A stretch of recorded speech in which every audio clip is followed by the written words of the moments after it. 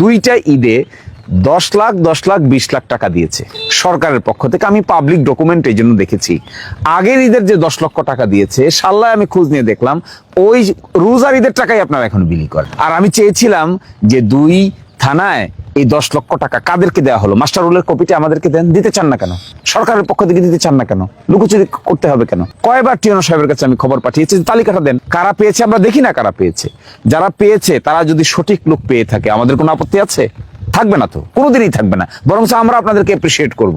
আমরা আপনাদেরকে অ্যাপ্রিসিয়েট করে বড় করে ভিডিও দিব যে আপনারা ভালো কাজ করেছেন, সঠিক কাজ করেছেন। কিন্তু দেখেন, রোজার ঈদে আগামীকালকে কোরবানির ঈদ, টাকা এসেছে প্রতিটা আসনে। আমি দেখছি ভিডিওতে মানুষ, সংসদ সদস্যরা এটা বিলি করছেন। তা আপনারা করেন না কেন?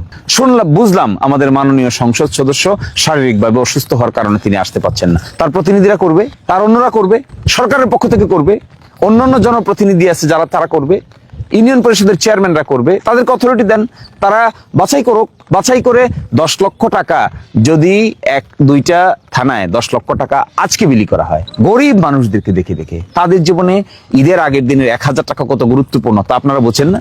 আপনারা এই গ্রামের মানুষ না? আপনারা জানেন না 1000 টাকায় একটা গরিব মানুষ 1000 টাকা ঈদের আগের দিন পেলে তার কাছে মনে হবে আসমানের চাঁদ হাতে পেয়েছে। 2000 টাকা হাতে পেলে তার পরিবারে সুখের বন্যা বয়ে যাবে। তো 2000 টাকা ঈদের পরে দিয়ে তার লাভ কি? কি ফায়দা হবে? কেন দিচ্ছেন না এটা? দিতে আপনাদের অসুবিধা কোথায়? কে বাধা দিচ্ছে আপনাদেরকে? কেনই ম্যানেজমেন্ট করতে পারেন না? এতটুকু ম্যানেজমেন্ট করতে যদি না পারেন, তাহলে কি করে মানুষের উপকার করবেন? এখন বলতে পারেন যে আমি আপনাদের বিরোধী দল তাই সমালোচনা করছি। ব্যাপারটা তা না। আমি এক্সপেক্ট করেছিলাম 10 লক্ষ টাকা দিয়েছে সরকার, দিয়েছে।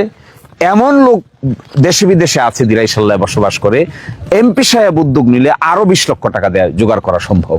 এই 20 আর 10 30 লক্ষ টাকা মানুষের ঘরে ঘরে 2000 টাকা করে পৌঁছে দিলে কি পরিমাণ মানুষকে, 30 লক্ষ টাকা যদি 2000 করে দেওয়া হয় তাহলে প্রায় 15,000 লোককে দেওয়া যায়।